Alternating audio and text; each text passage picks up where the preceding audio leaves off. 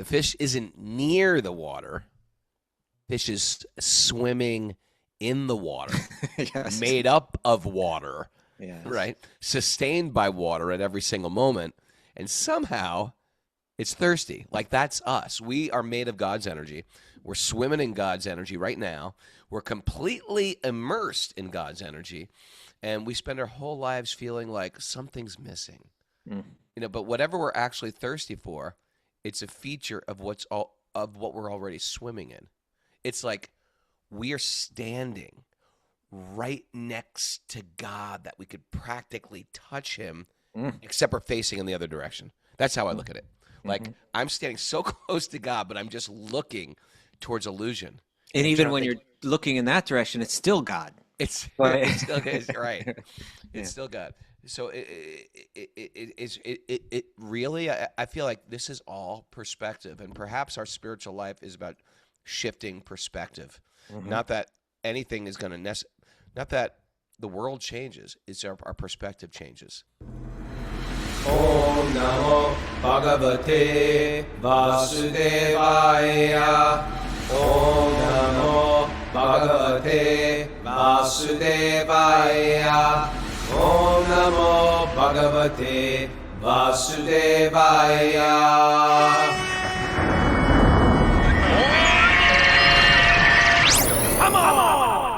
Farm. This is Wisdom of the Sages, a Bhakti Yoga podcast with your host Raghunath and co-host and senior educator at the Bhakti Center in New York City, Kaustubha Das. Welcome to the show, everybody. It's Friday, August 21st, episode 2026.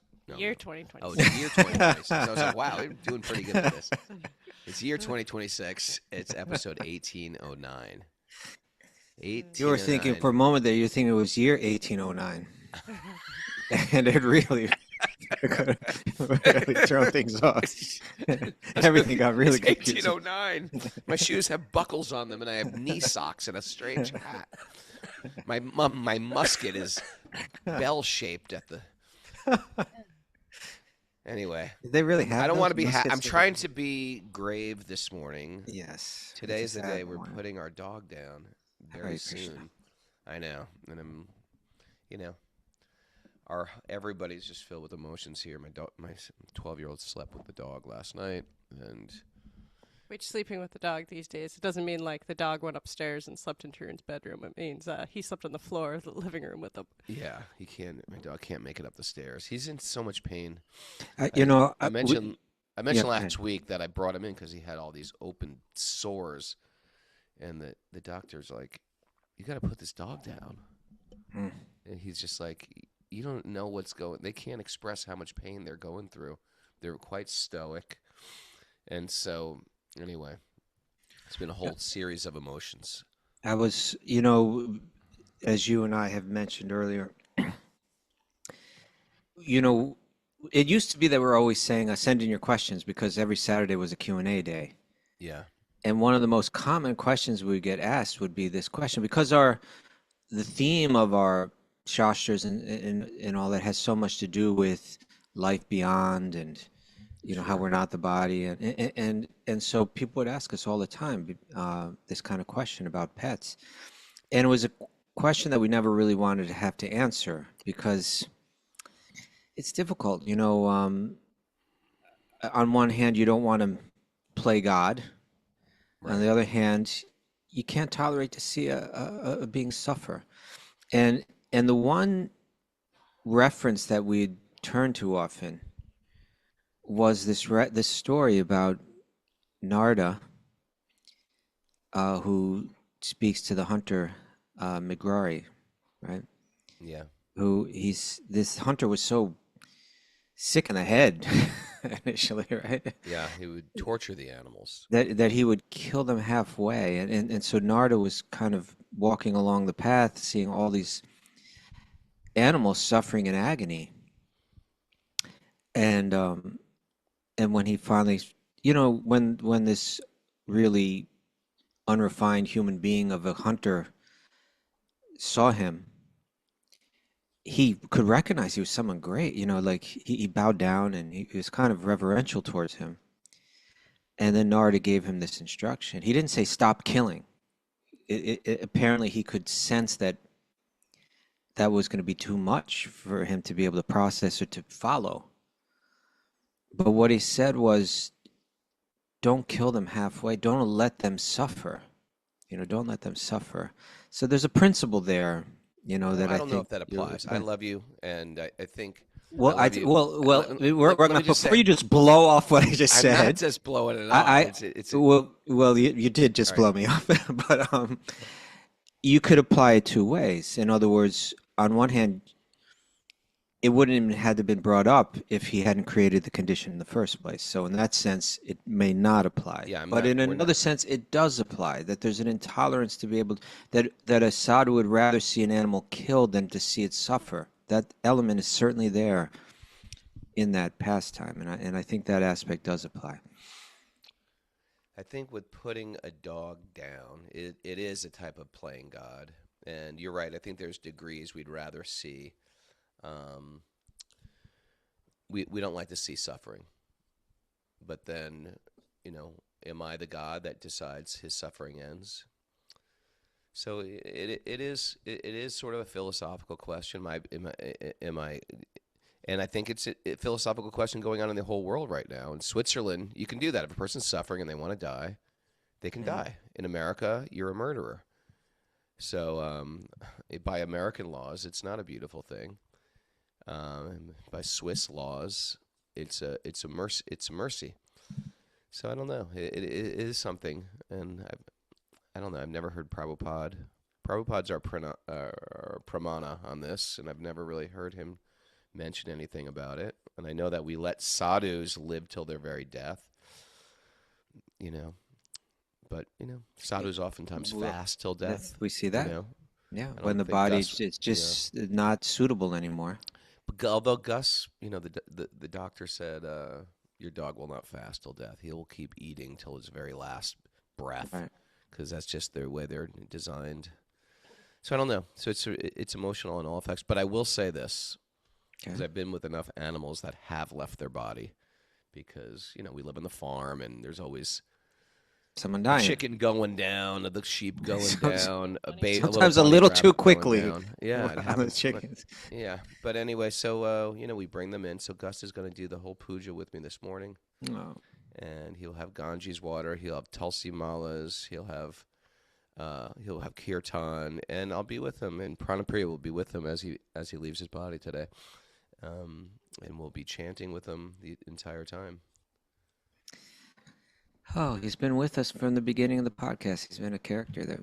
He's been a character. He's been a player on the show. But he's, again, what is the goal of bhakti? It's to serve the Vaishnavas. And he has rendered such good services. All the saintly people who have visited this house love him, give him a lot of love, give him a lot of mercy. Swamis, saints, Prajumna loved Gus. So many people have come, have given Gus blessings. Prajumna mentioned him. Yeah. Prajumna, he's like the one who translated the Srimad Bhagavatam. He came here and he asked, how's Gus? So it's one of these things, it's like, isn't that the goal anyway, is to get in the hearts of the devotees? So many people are giving so much love on the message board who've been here. So if you can get in the heart of the devotees, that's a win. And let's face it, no one gets out of this life clean. Like it's nothing's that beautiful, We all have to leave our body. We have to leave the people we love. And between the Ganges water and the pujas and the chanting and the mantras, hey, I hope my death can be that auspicious, Yeah. So anyway, so it's just mixed feelings today. Good morning, everybody. All right. Shall we go on to the announcements? Yeah, I just want to say I want to thank everybody in the Bhakti House Vermont crew. We had a great time up in Vermont. That was a nice program. It was very nice. It was super nice. Kishori Gopi, Shamya Prasad have a really sweet community up there. We had a big kirtan feast, and me and Prana found a great... You know what, ChatGPT... I know AI has a lot of issues. You know what it's great for? Tell me. I'm driving from Canaan, New York to Burlington, Vermont. Are there any beautiful places to hike or swimming holes that aren't so far off the track? Found an incredible swimming hole. Found a great, Yeah. incredible round trip hike in the Appalachian, and it was just so nice. That's good. Yeah, that was lovely. Yeah. Kaustubha Prabhu is doing The Life of Sanatan Goswami Part 3 this evening at 6 p.m., right? That's right. Is it 6 p.m.? Yes, 6 p.m. 6 p.m., and that's for our Sage Community Platform members. You go to the Sage Community wisdomandthesages.com. Platform. You get the link for that. You can join Zoom. And then our show next week will be Monday, Tuesday, and Friday again. Raghu and I will be live from Florida Monday and Tuesday. Live in Florida. We're in Florida. Well, we're going to down for What are you doing in Henry's Florida? birthday. But Get we're going- out. Yeah. Going for Henry's birthday, but we're taking a couple days to just chill out. What and we're number is it? Like 70 or something? It's like that? 70. It's 70. We're Okay. having a party for Henry. Happy birthday, Henry. Henry's here live today. 70 years old. He's been my friend since he was 32 and I was 22. That's where we met in Vrindavan. What day is his birthday? It's Is Wednesday. it actually on Wednesday? It's Wednesday, yeah. Okay. Happy birthday, Henry. Yeah, we love you. You know who else's birthday is coming up next week is our young listener, Karuna, who's quickly is growing Karuna up. gonna be? Oh, how old is Karuna going to be now? I think she'll be 13. She was Karuna The 8 end of years this old when she month, originally yeah. came on. Maybe Tulsi can confirm that. That was her. That was her.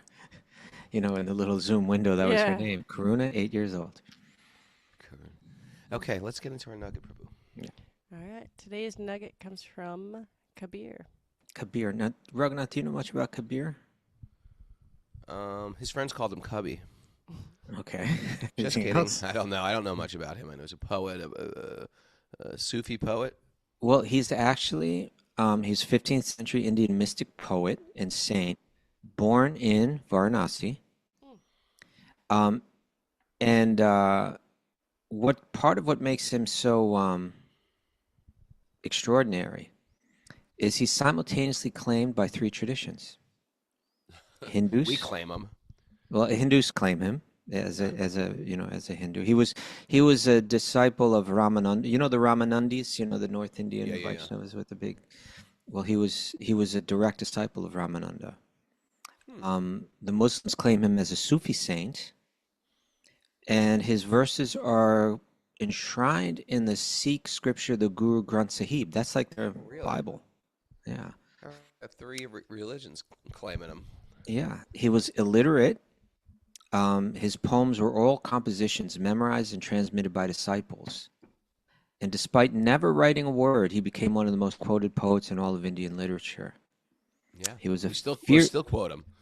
Right, today we're doing it. Considering he didn't write anything. That's pretty impressive.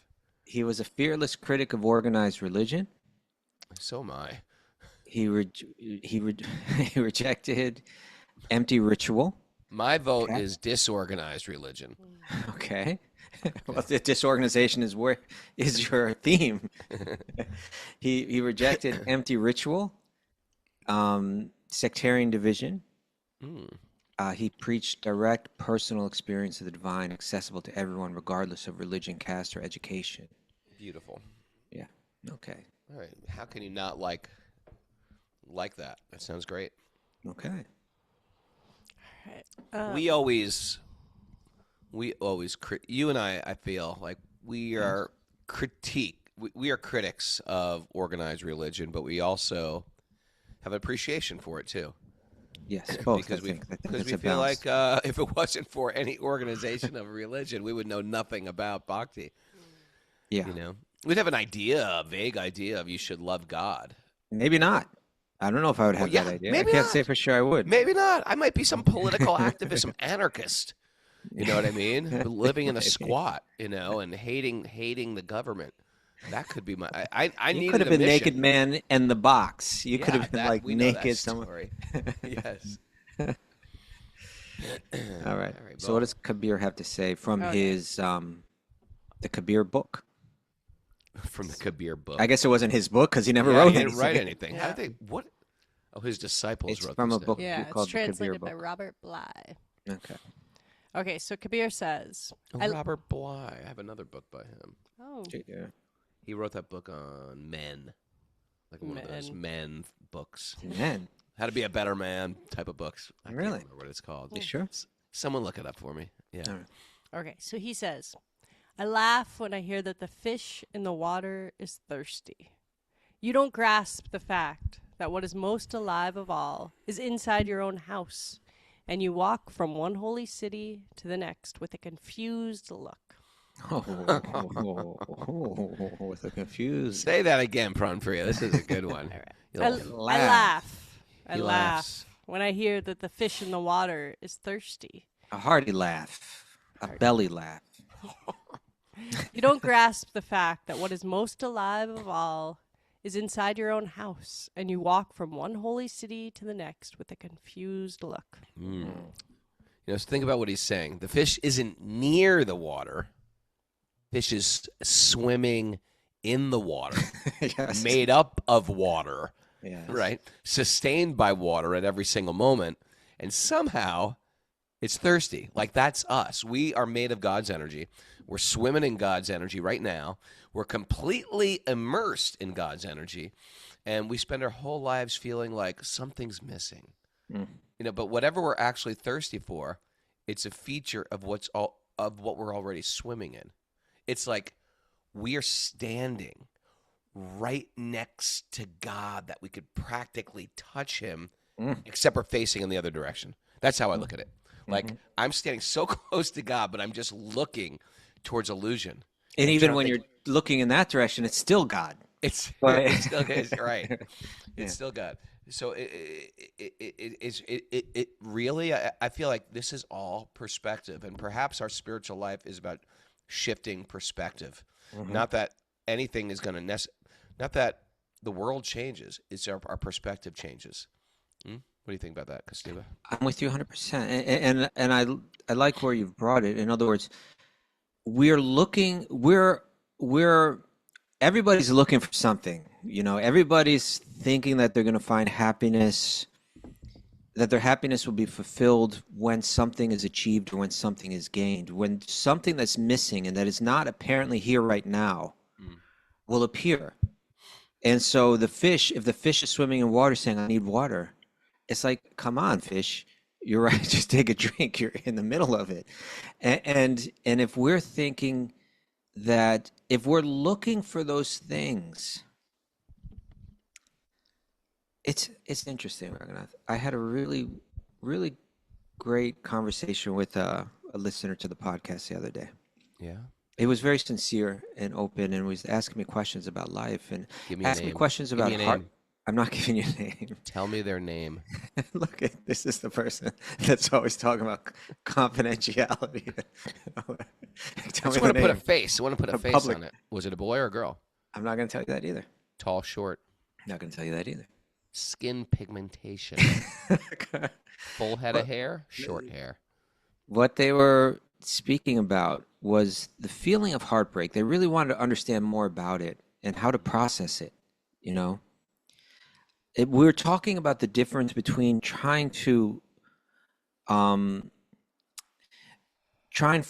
in other words, when someone feels heartbreak, they want the feeling to go away. Right. But is it that we want it to go away, or is it that we want to grow through it? In other words, that's the way that the devotee is processing it, right? This is given to me by God. This heartbreak is provided by God as an opportunity to grow.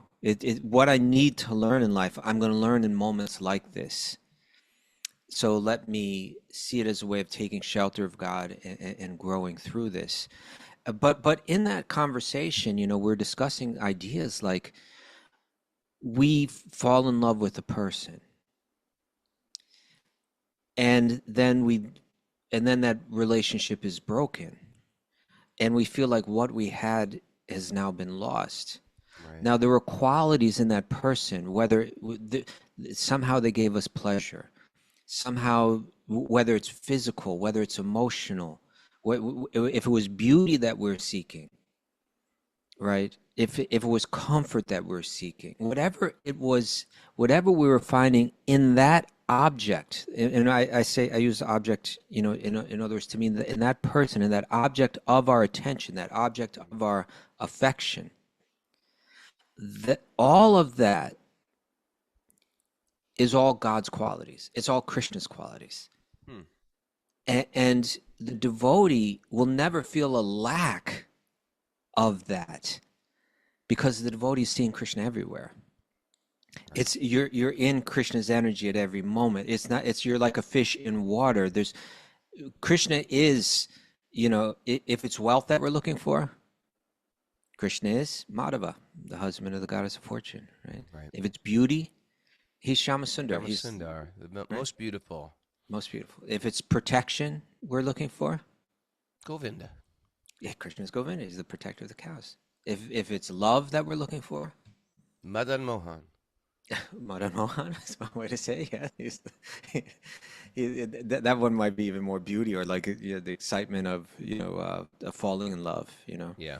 But it's all there in Krishna. We were only able to recognize it in this object, and when we lose that object, we're like the fish in water saying, "I need water." But Krishna's energy is everywhere, and this is the Chatu Shloki, the 4 verses that summarize Bhagavatam.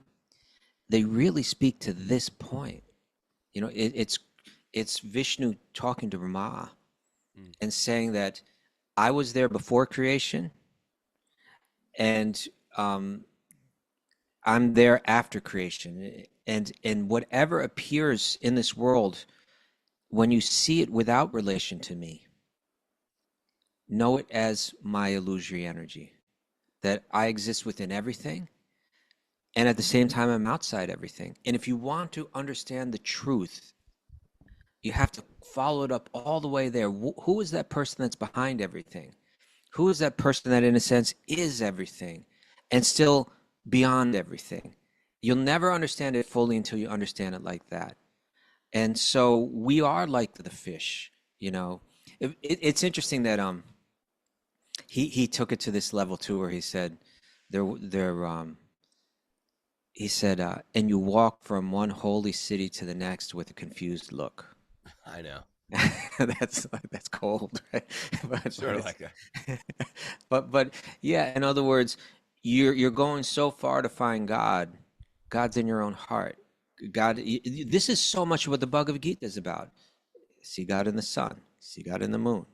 Taste God in the taste of water. See God in all great things. Everywhere you look is God.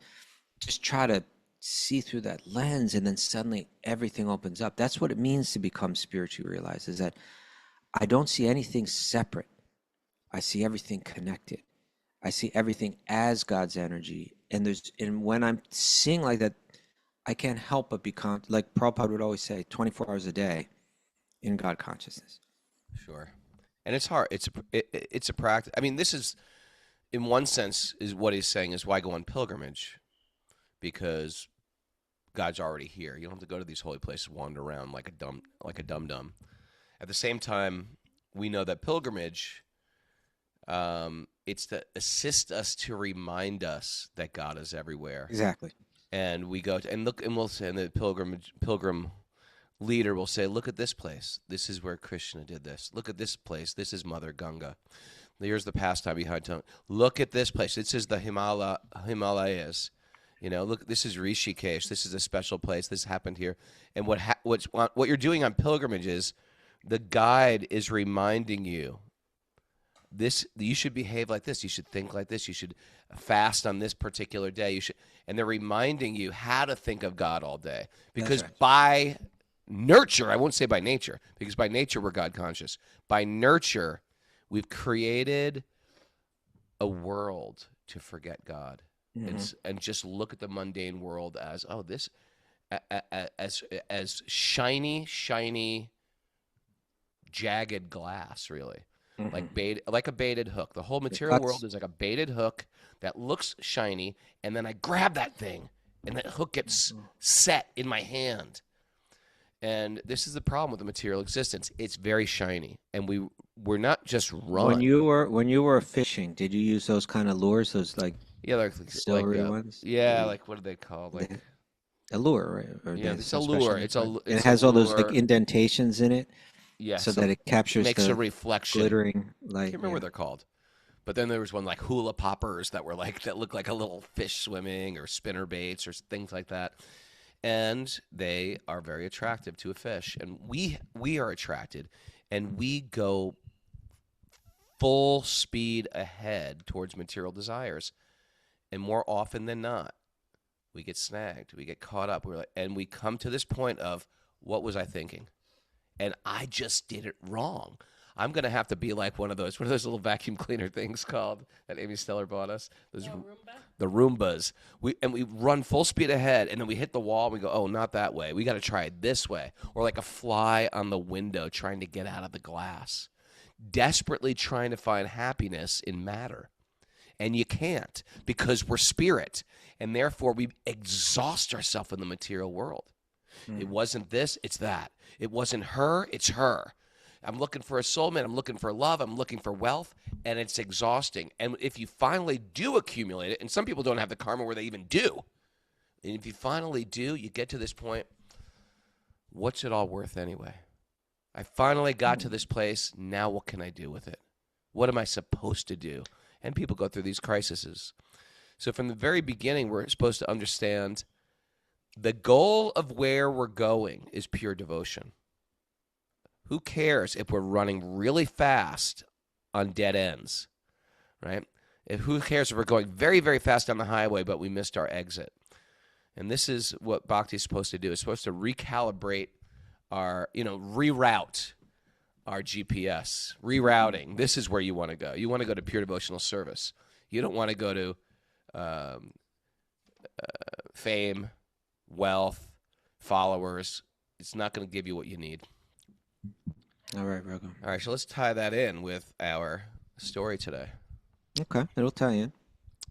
Narayanam namaskritya naram chaiva narotamam devim saraswatim vyasam tato jayam mudirayat. Before reciting the Srimad Bhagavatam, which is our means of conquest, one should offer respectful obeisances to the Supreme Lord Narayan, unto Narayan Rishi, the supremmost human being, unto Mother Saraswati, the goddess of learning, and to Srila Vyasadeva, the author. Nasta prayeshva badreshu nityam bhagavat sevaya bhagavati utamashloke abhaktir bhavati naishtiki. By regular attendance in class in the Bhagavatam and by rendering service to the pure devotees, all that is troublesome to the heart will become eradicated, and loving service to the Supreme Lord, who is praised with transcendental songs, will be established as an irrevocable fact. Om Agyana Tamarandasya Gyananjanasya Lakaya Chakshurun Madadam Yena Tasmai Shri Gurave Namaha. I was born in the darkness of ignorance. My teachers are opening my eyes. With the torchlight of knowledge, I offer my obeisances at their lotus feet. Reading from the Srimad Bhagavatam, Canto 10, Chapter 38, Text 11. Where are we? It's been a few days. What's going on here? Akrūra. Oh, man. Yes, Akrūra is saying all these prayers about Krishna. Okay. How he's speaking his realization. He's got this Aishvarya vision of Krishna, right? Then the residents in Vrindavan see Krishna differently. But he just saw Krishna in the hasn't seen him Yamuna yet. River. Oh, he hasn't seen him in the Yamuna River as Ananta Shesh and... He's just starting his journey, I believe. You know why I'm confused? Because we're reading the exact same story in another book, and we're reading the exact same... We just heard the same story in a lecture yesterday. So I was like, this is all happening at once. Okay. So he's sharing, spontaneously glorifying Krishna, and through his prayers, who Krishna is being explained from that Aishvarya perspective. How great he is, how powerful he is, opulent. Here he is. He is the witness of material cause and effect, right? That's karma. Yet he's always free from false identification with them. By his internal potency, he dispels the darkness of separation and confusion. This is really big here, right? Right. In other words, we're talking about right now, the fish swimming around in the water saying, I'm thirsty. It's because of this darkness of separation, this confusion, that I am somehow separate from God, that I can turn away and be independent, or that God doesn't even exist. And that confusion is countered by his internal potency, by his own energy. I've these past couple of days, I was studying this one part of Bhagavatam, Raghu. Tell me. And it's a crucial area of Bhagavatam. Jiva Goswami spends a lot of time discussing this because he feels it gives perspective to everything. In other words, if we look at all of Vyasadev's literature, if we really want to understand where it all goes and how to see it all, he says that we can find out the answer if we look at the time when Vyasadeva, he was confused, right? He had written all his literature. He was feeling incomplete. He was feeling sorrowful. And his guru Narada appeared to him. And Narada essentially said, you haven't emphasized bhakti in all your literature. What I want you to do is I want you to go into meditation, go into samadhi. You're a yogi. You can go into samadhi and see what you need to see. And then come out and share it with the world. And in that samadhi, it says he saw Krishna, but he didn't see Krishna alone. Actually, this is so interesting because this also happens. We were talking about the Chatushloki, which is Vishnu speaking to Brahma in the second canto. And when Brahma saw Vishnu there, he didn't see just Vishnu, he saw Vishnu with his energies.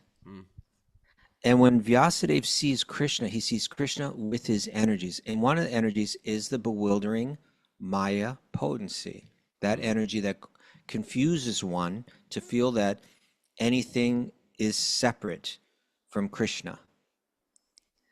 And then, but he also sees another Shakti, another energy, the illuminating energy, and that energy is the Bhakti Shakti. He saw Bhakti Yoga, the connection and relation to Krishna through love, as the power, as a potency which directly counteracts our confusion of separation. So it's like we're these tiny little sparks, and Krishna's energies are way more powerful than us. We're marginal. We can choose. Do I want to take shelter in the illusory energy, or do I want to take shelter in the illuminating bhakti energy? And it's that. And here it's said, by his internal potency, he dispels the darkness of separation and confusion. It's not our own power. It's not our own yogic concentration or our renunciation that delivers us from that darkness. But it's actually just taking shelter of Krishna's internal potency, the Bhakti Shakti. Like that. The individual souls. The individual souls in this world who are manifested here when he glances upon his material creative energy indirectly perceive him in the activities of their life airs, senses, and intelligence. Very Okay, that's... right? Yeah. Like, yeah. People say, your breath is God. It's true. We indirectly perceive him in the activities of the life air, of the senses, of intelligence. Yeah, most of us go through life taking those things for granted. And what's being said here is that all that we take for granted is ultimately granted by Krishna, the supreme being who's behind everything. And so if you don't take it for granted, take it, and here by take it for granted, what I mean is you kind of see it as your right, as something that you independently own or something like that. Sure. Rather than something that's been gifted to you specifically, carefully, intentionally. And so that's exactly it. My breath, the functioning of my senses, the ability to contemplate or discern with my intelligence, all of those functions I take for granted, the yogi slows down and analyzes it and realizes I can't do any of this on my own. There's a higher power that's granting it all. So as he's saying here, you can indirectly perceive God anywhere and everywhere in the activities of the life airs, the senses, the intelligence. Why don't you read the commentary to this now? Yeah. In this verse, Akrūra establishes the all-powerful position of the Supreme Lord, whom he is about to see in Vrindavan. The false concept of separation from the Lord is described in the 11th canto of the Bhagavatam. Although all existence emanates from the absolute truth, Krishna, we imagine a second thing, this material world, to be entirely separate from the Lord's existence. We do this so much, right? We kick the owner out of the house, and we're like squatters. We are squatting in Krishna's house. There are all these ridiculous stories about squatting. Is it just on my feed? Is it just on my feed, or is everybody getting this? Like, I follow all these people who are getting squatters and getting busted. Well, but there's this thing where it's like people that really have no claim something. Like they have no claim. They have no claim, and they just say, "Oh, I just moved in here, and you can't kick me out." And there's some crazy law that says if you live there for 30 days, you can own it. Yeah. And the person who's purchased the house and lived in the house, raised their family in the house, and then maybe they're retiring or something, or about to sell the house, and someone just moved in, they can't legally get them out. So here we have people, we're taking the resources of this world. I say, okay, there's a mountainside. I'm going to build on that mountain, and when we build on that mountain, we're going to push the animals farther back. We're going to take even more than what we need, and we're going to not even see it as part of something bigger. We're just going to say, this is mine. No, this is mine. And this whole world of I, me, and mine has a lot to do with the same concept. Mm-hmm. Like, this is mine, and I'm the owner, and I'm the possessor, and God, we're going to kick God right out of it. We've done it with everything. We do it with yoga, that's for sure. We're going to take all the teachings of the yoga system, meditation, right? Or even with like a natural medicine or Ayurveda, we take a lot of the essential principles that are easy to adapt, or with yoga asanas. And Yogeshwar, Krishna, the master of all yogis, we're going to kick him out. He's not really welcome. We don't allow chanting in class. We don't allow chanting. We don't allow chanting. We don't talk about what's the purpose of Ayurvedic medicine. What's the purpose of health anyway? What's the purpose of mindfulness? Where do we go with all these? What's the purpose of meditation? Is it just because my mind is so noisy that I just need to be peaceful? What's the purpose of being peaceful? Bhakti is the answer. It's the final destination of all these things, of health, of mindfulness, of peace, of spiritual practice, of yoga. It's the goal. Krishna is the goal, and we're trying to kick him out like he's nothing to do with this world. It's his energy. Damn it. I can't go into your place. Get out of here, Kaustubha. By the way, is there anything in the refrigerator before you leave? It's mine. It's mine. I'm taking it now. These are such good points. And here he says, let's think about this. He says, with this mentality, seeing things separate from the Lord's existence, with this mentality, we try to exploit that second thing for our sense gratification. And he puts second thing in parentheses, right? And second, like, that almost might sound like impersonalism, like Shankar's philosophy, right? Because he's saying it's non-dual. There is no second thing. We're saying from one perspective, it's interesting because you have like these 4 bhakti sampradayas, these 4 Vaishnava sampradayas, right? And each has, Shankar's commentaries on Vedanta were called Advaita, non-dual. There is no second thing. And Ramanuja came along and he called his philosophy Vaishishta Advaita. It's also non-dual, but you have to adjust it a bit, right? It's qualified, non-dual, but also dual in a way, right? And yeah, and Ron's giving little hand signals for, and then Madhva comes along and says, yeah, it's straight up dual. Like, he's very similar to Ramanuja, but just with a different emphasis, right? No, we're talking about the dualism. That's what that's what we want to emphasize. Now, Vallabhacharya's philosophy is called Shuddha Advaita, completely Advaita, like absolutely non-dual. But what that means is he's saying, let's emphasize that everything is Krishna, right? It's like there's nothing here that's not Krishna, And Chaitanya's philosophy is called Achintya Bhed Abheda. That, well, which one's right? Yeah. Well, in one sense, we would agree that all these Vaishnavas, the Sampradayas, they're talking about the same thing. Just you can say the right thing in different ways. Sure, that's what it is. It's different vantage points of the same thing. Yeah, but it's definitely opposed to what Shankar was saying, that Krishna's body is Maya, that we are all the supreme uh, in every without qualification, like that, without qualification. So here, Chaitanya's philosophy, achintya beta abeta, it's one but also different. And so when here it says we try to explore that quote unquote second thing for our sense gratification, it's saying, yes, we are different from Krishna. We're the dependents and he's the provider. He's unlimited, we're limited. That's for sure. But there is no second thing. I'm made of Krishna's energy. The world that I'm moving through is made of Krishna's energy.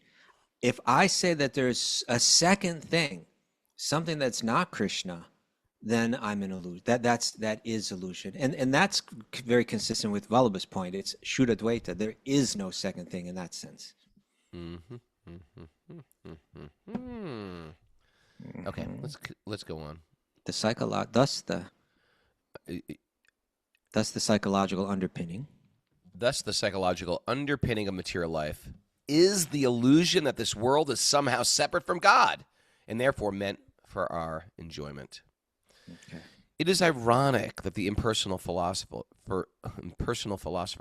in their radical renunciation of this world, claim it to be utterly false and totally separate from the absolute. Unfortunately, this artificial attempt to divest this world of its divine nature, or in other words, its relationship to God, does not lead people to utterly reject it, but rather try to enjoy it. Right? They say, oh, it's all one, it's all God, it's all God. But they try to play this role of God as the enjoyer instead of cutting it out. While it is true that this world is temporary, and thus, in one sense, illusion, the mechanism of illusion is a spiritual potency of the Supreme Lord. Realizing this, we should immediately desist from any attempt to exploit this world. Rather, we should just recognize it as God's energy. We will actually give up our material desires only when we understand that this world belongs to God and is therefore not meant for our selfish gratification. The word in the Sanskrit abhiyate here refers to the process of surmising the presence of the Lord through meditative introspection.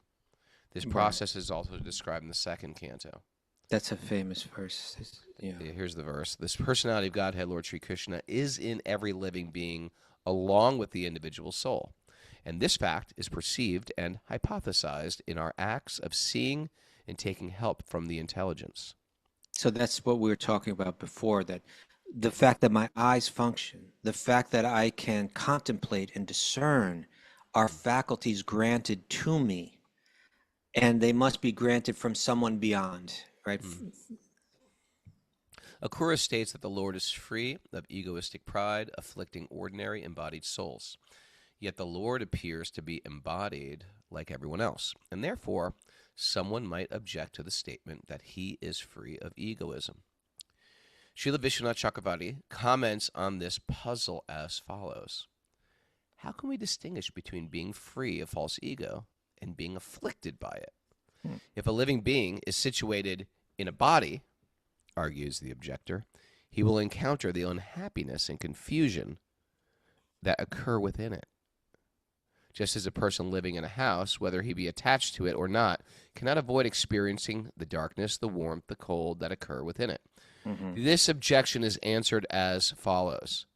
By his internal potency, the Lord dispels the darkness of ignorance along with the separateness and bewilderment it produces. Very nice. Yeah. Very nice. It was interesting earlier in the commentary, and it's a real helpful phrase, I think.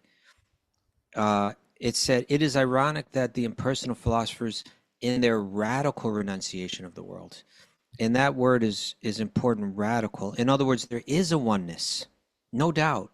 That's recognized by people that have clear discernment. But there's a radical idea of oneness. Their idea of oneness is so radical that everything is one in every respect, and you and I having separate existence is illusion. This world itself that we're experiencing and touching and it is illusion. It doesn't exist. It's taking a concept and interpreting it in the most radical sense to the point where it loses its coherent quality. It just doesn't make sense anymore. It's radical. Well, it definitely doesn't make a sense to live that you and I are one. So I could just go into your house or my neighbor's house and start just taking things. Because it makes no difference. There is no proprietor. I am the proprietor of everything. I'm the proprietor of your body. You're the proprietor of my body. Our bodies really don't exist. So our bodies don't exist. Yeah. You know, we are just love, you and I. So we merge. Me and Kaustubha merge with each other. Can someone AI that for us? Me and Kaustubha merging. Please, it's okay. I'll stop the world and melt with you. But I forgot what I was going to say now. It's all right. Okay. Next verse. All sins are destroyed, and all good fortune is created by the Supreme Lord's qualities, activities, and appearances. And words that describe these three things animate, beautify, and purify the world. On the other hand, words bereft of his glories are like the decorations on a corpse. Interesting. Yeah, it's like decorating something that has no life, right? It's not received. It's ultimately nothing to appreciate. Yeah. That same Supreme Lord has descended into the dynasty of the Sattvatas to delight the exalted demigods who maintain the principles of Dharma. He has created, who maintain the principles of Dharma he has created. Residing in Vrindavan, he spreads his fame, which the demigods glorify in song, and which brings auspiciousness to all. Beautiful. The Sattvatas actually is a term. You know, sometimes Bhagavatam is called the Sattvata Samhita. Oh, Actually, I've never heard that. No, it's actually right there in the in this conversation between Vyas and it's actually right there coming out of his samadhi. It says that Vyas recognized this cure, bhakti yoga as being the cure for the affliction that the jivas are experiencing, and therefore he wrote the Sattvata Samhita, the Samhita, which means what's the word? Like collection in a sense, right? Of the Sattvatas, which means those that are ultimately dedicated to Krishna or dedicated to Vishnu. The compilation of those that are dedicated to Krishna. So that could mean both, like the collection of that the text itself is in relation to Krishna. Sure. It can mean that the text itself is a collection of the words and the pastimes of those related to Krishna, or it could mean that it's a text for those who are dedicated to Krishna, but it's the Sattvata Samhita. Oh, here we go. Yeah, Tasmad ekena manasa bhagavan sattvatam pati shotav. That's not it. Oh, but another place where it's used, Sattvatam pati. Yeah, the path. Okay, text 13. What time is it here? I got a good idea. I have some Nishringadev oil. That's the oil bathe Lord Nishringadev with, and they put it in a little thing so you can rub it on your hand. I'm going to cover my dog today in Nishringadev oil. It's an auspicious passing. It's very auspicious. And then we're going to take half the ashes. We're going to cremate him. Going to take half the ashes and bury it with a tree and plant a tree on his behalf. Okay. And then we're going to take half the ashes and bring it to the Ganga. Very nice. Throw it in the Ganges. Yeah. Very nice. We could only hope to be that auspicious, of a passing. That same Supreme Lord has descended into the dynasty of the Sattvatas. Yeah, you read that one. I read that. Okay, I'm sorry. Today I shall certainly see him, the goal and spiritual master of the great souls. Seeing him brings jubilation to all who have eyes, for he is true beauty of the universe. Indeed, his personal form is the shelter desired by the goddess of fortune. Now all the dawns of my life have become auspicious. May Gus see him today as well. Gus will see this. Then I will at once alight my chariot and bow down to the lotus feet of Krishna and Balaram, the supreme personalities of Godhead. Theirs are the same feet that great mystic yogis striving for self-realization bear within their minds.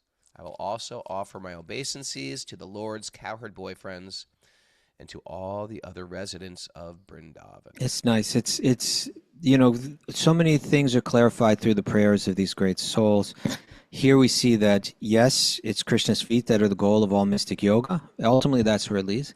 And also, it's not just Krishna, right, that he's bowing down to, but he's offering his obeisances to the Lord's cowherd boyfriends and all the other residents of Vrindavan, meaning that which is Tadiya, that which is connected to Krishna, is just as worshipable and just as sacred. It's not this narrow,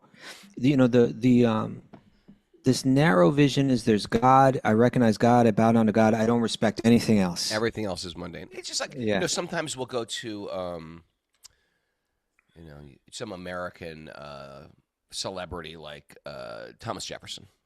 So we'll go to Monticello, we'll go to his house, and here's Thomas Jefferson's toothbrush, and here's Thomas Jefferson's bed, and here's right? So the whole thing is like, wow, here's his property, and here's a tree. Whatever is connected to him is somehow also becomes of interest. Of interest, right? And I heard he stayed in this house in this town. Every town has like the historic place where we live. It's who's that president? Martin Van Buren's house. Oh, the Van Buren Martin boys. Van Buren. They're a nasty bunch. He was a nasty president. Yeah, or there's the Benedict Arnold house in Kinderhook. Oh yeah, the Benedict Arnold house. Yeah. Wow. But anyway, that's right near you, right? Kinderhook? Yeah, Kinderhook's right near us. Benedict Arnold lived right there. Live right there, man. You live in a historic area, Raghunath. Oh yeah, the whole right around the corner from our house is where they decided to declare independence from England. Who? Yeah. Who decided? Who? I guess the leaders of America at the time, before it was America. Maybe of New York or something. Because that was decided when they had in Philadelphia, I believe. I think they had an initial meeting. Someone did, okay. That's where they signed the Constitution. And then we just went up to Vermont. We went to all these. I mean, a huge battle, the Battle of Bennington, that was just around the corner from us. We just passed through there. The Green Mountain Boys. Oh, this whole place is historic, man. Green Mountain Boys. Did they fight with the Van Buren boys? They're also a nasty bunch. Okay. What were we talking about? Yeah. That which is with the Green Mountain Girls up there. No, but there's a famous verse. Lord Shiva speaking to Parvati. Aradhananam sarveshnam. Of all the different kinds of aradhana, of all the different kinds of worship, Aradhananam sarvesham Vishnu aradhanam param.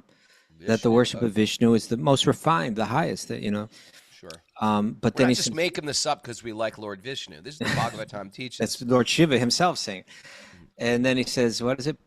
Tasmat parataram devi tadiyanam samarchanam. But even higher than that, he says the highest thing is the worship of Vishnu, but still higher, actually, because it is worship of Vishnu in its most pleasing way, is to worship that which is in connection to Vishnu. And that's, our acharyas say that especially means the devotees of God. Worshipping of God is one thing, and worshiping those that God loves, those that are in connection with God, it's in a sense even higher.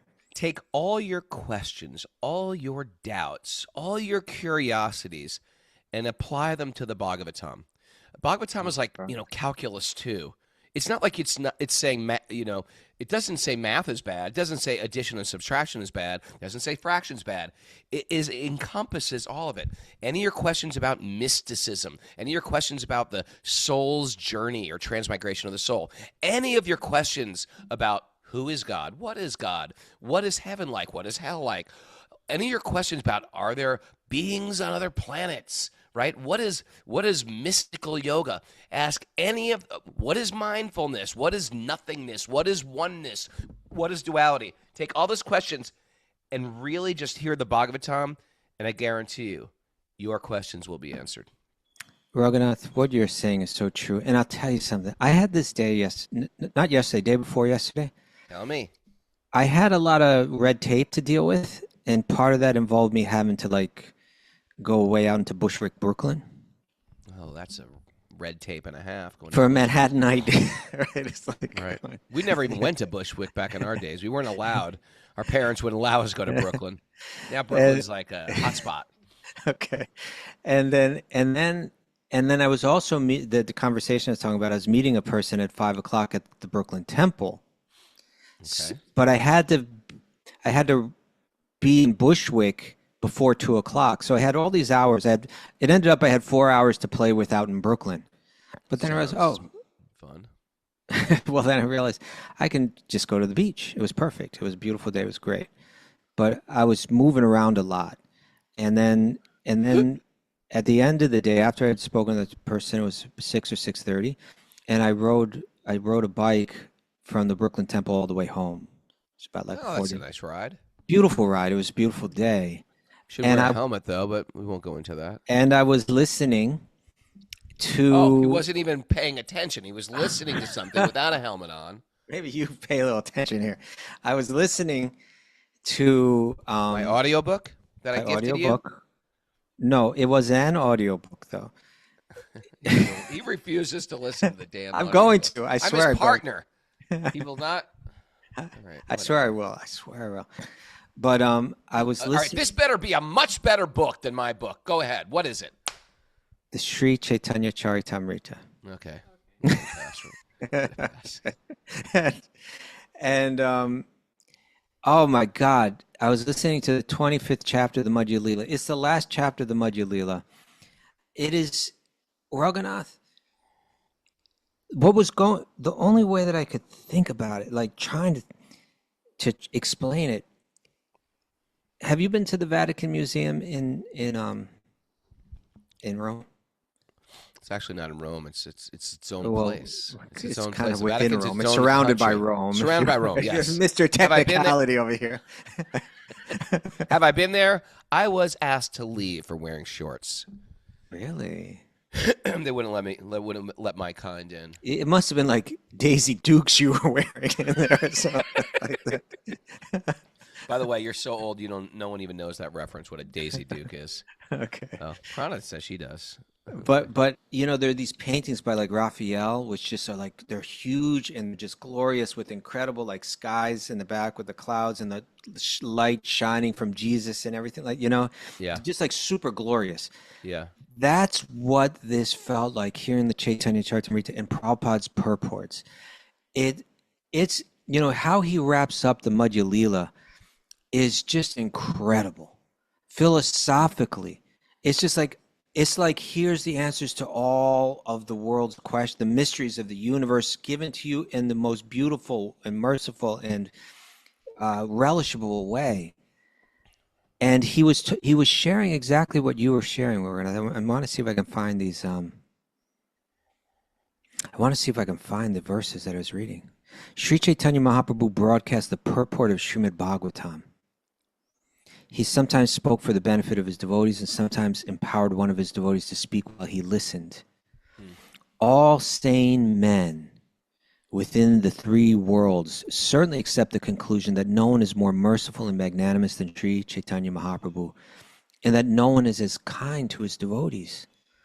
All devotees should hear about Sri Chaitanya Mahaprabhu's pastimes with faith and love.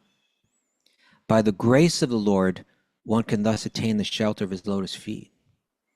By understanding the pastimes of Sri Chaitanya Mahaprabhu, one can understand the truth about Krishna. And by understanding Krishna, one can understand the limit of all knowledge described in the revealed scriptures. This is what you were saying. That's how I see it, right? It's all there in Bhagavatam. The pastimes of Lord Krishna are the essence of all nectar. And that nectar is flowing in hundreds of rivers in all directions.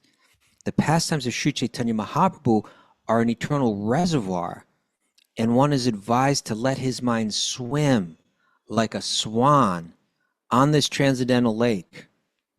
with all humility. This is Krishnadas Kaviraj speaking. I just love him so much. He's such a beautiful kid. He's like 90-something years old here. He's almost blind. And he's saying, with all humility, I submit myself to the lotus feet of all you devotees, taking the dust. This is his readers. This is us that he's speaking to.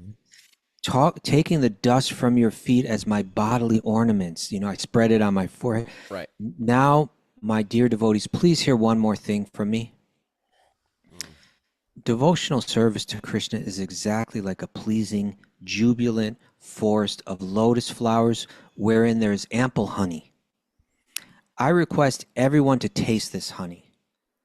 If all the mental speculators, this to me relates to what you're saying. If all the mental speculators bring the bees of their minds into this forest of lotus flowers and jubilantly enjoy ecstatic love of Krishna day and night, their mental speculation will be completely, transcendentally satisfied. Isn't it true? Yeah. Isn't it true? Should I finish up here? Basically what I said, but in a more eloquent way. He's so eloquent. Yes, yeah. Much more eloquent. The devotees who have a relationship with Krishna I can are just see you bike riding across the Brooklyn Bridge, like crying. It was so beautiful. It was so beautiful. The devotees who have a relationship with Krishna are like the swans and chakravaka birds who play in that forest of lotus flowers. The buds of those lotus flowers are the pastimes of Krishna, and they are edible for the swan-like devotees. We spend our life being absorbed in so much crap. Absorbed in it. Oh, like, God. that's what's going through the mind constantly. But we can be a swan on the lake of the Lord's pastimes, enjoying, eating these flower buds. Lord Sri Krishna is always engaged in his transcendental pastimes. Therefore, the devotees following in the footsteps of Sri Chaitanya Mahaprabhu can always eat those lotus buds, for they are the pastimes of the Lord. All the devotees... Yeah. Go ahead, sorry. I was just going to say, do an information fast where you stop Googling mundane information or searching for, and just have a day where all you do is hear and chant.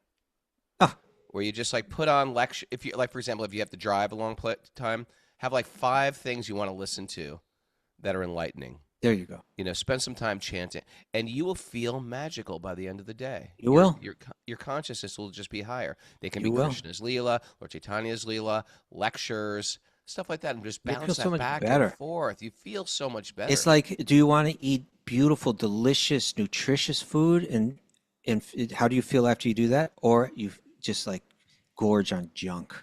Yeah. Even though the saltiness keeps you eating, afterward you just feel terrible. We live in our minds very often, and our minds go right to something foul. Like a fly goes right to the cow dung. Exactly. Right? And we go there and we live there. And we live there in resentment, in anger, in frustration, in fear, in anxiety. And oftentimes, it's not even based on reality. It's just we've trained our mind to go to these places. Untrain your mind and train it to go to Krishna. And the fever of anxiety will go down. It just happens. Let me just read these last verses for Gus. Okay. All the devotees of Sri Chaitanya Mahaprabhu should go to that lake, and remaining always under the shelter of the lotus feet of Sri Chaitanya Mahaprabhu, become swans and chakravaka birds in those celestial waters. They should go on rendering service to the Lord, Sri Krishna, and enjoy life perpetually. In this way, all miseries will be diminished. The devotees will attain great happiness, and there will be jubilant love of God. The devotees who have taken shelter of the lotus feet of Sri Chaitanya Mahaprabhu take the responsibility for distributing nectarian devotional service all over the world. They are like clouds pouring water on the ground that nourishes the fruit of love of Godhead in this world. The devotees eat that fruit to their heart's content, and whatever remnants they leave are eaten by the general populace. Thus they live happily. Gus has just been sitting there living on the remnants of Bhagavatam all these years. The pastimes of Sri Chaitanya Mahaprabhu. Doing it right now. The pastimes of Sri Chaitanya Mahaprabhu are full of nectar, and the pastimes of Lord Krishna are like camphor. When one mixes these, they taste very sweet. By the mercy of the pure devotees, whoever tastes them can understand the depths of that sweetness. Men become strong. This is so important. There's only a few more verses left. Men become strong and stout by eating sufficient grains. But devotees who simply eat ordinary grains but do not taste the transcendental pastimes of Lord Chaitanya Mahaprabhu and Krishna gradually become weak and fall down from their transcendental position. However, Prabhupada gives a great purport to this verse, by the way. However, if one drinks but a drop of the nectar of Krishna's pastimes, his body and mind begin to bloom, and he begins to laugh, sing, and dance. The reader should relish this wonderful nectar because nothing compares to it. Keeping their faith firmly fixed within their minds, they should be careful not to fall into the pit of false arguments or the whirlpools of unfortunate situations. If one falls into such positions, he is finished. In conclusion, I submit to Sri Chaitanya Mahaprabhu, Nityananda Prabhu, Advaita Prabhu, and all the other devotees and readers that I accept your lotus feet as the helmet on my head. In this way, all my purposes will be served. Taking the feet of Srila Rupa Goswami, Sri Sanatana Goswami, Raghunath Das Goswami, Raghunath Bhatta Goswami, and Jiva Goswami on my head, I always desire their mercy. Thus I, Krishnadas, humbly try to describe the nectar of the pastimes of Sri Chaitanya Mahaprabhu, which are mixed with the pastimes of Lord Krishna. For the satisfaction of Sri Madan Gopal and Sri Govinda Deva, we pray that this book, Sri Chaitanya Charitamrita, may be offered to Sri Krishna Chaitanya Mahaprabhu. The Chaitanya Charitamrita's pastimes of Lord Sri Chaitanya Mahaprabhu constitute a very secret literature. It is the life and soul of all devotees. Those who are not fit to relish this literature, who are envious like hogs and pigs, will certainly not adore it. However, this will not harm my attempt. These pastimes of Lord Sri Chaitanya Mahaprabhu will certainly please all saintly people who have clear hearts. They will certainly enjoy it. We wish that this will enhance their enjoyment more and more. Beautiful. Sri Chaitanya Nice Mahaprabhu. way to wind it up. Oh, it's so nice. Oh, we are so over time, sir. Yeah. Should we skip the takeaways since that was such a nice note to end on? Okay, we can end on that note, and all of us can share our prayers for the soul of Sweet I'm Gus. trying to get my camera to get everybody a picture of the dog here. Okay, here he is. Look at him. Look at me. There I see. All right, everybody. Why is the camera not on me? Can you fix it so the camera's on me and the dog? Rana? The view. Right now, I just see Kaustubha. Sorry. Pin me. Maybe pin me. There we go. And here is our little dog. Gusty. Right at my chair here. Silver Tulsi around his neck. There you go back There to the he is. Lord. There. Thank you, Gus, for all our times together. I will miss your hair now.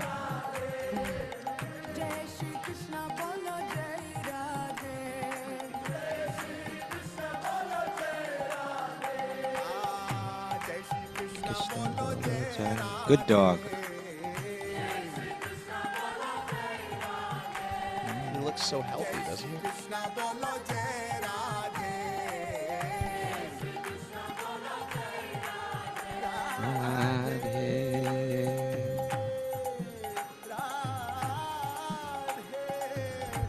Oh, hair right off of his leg right there. Right under his chin. Oh, my sore dog. I can't even barely get up. Thanks to everybody for all the love. We subsist by the love of the devotees, you know? Yeah. He's a very special dog.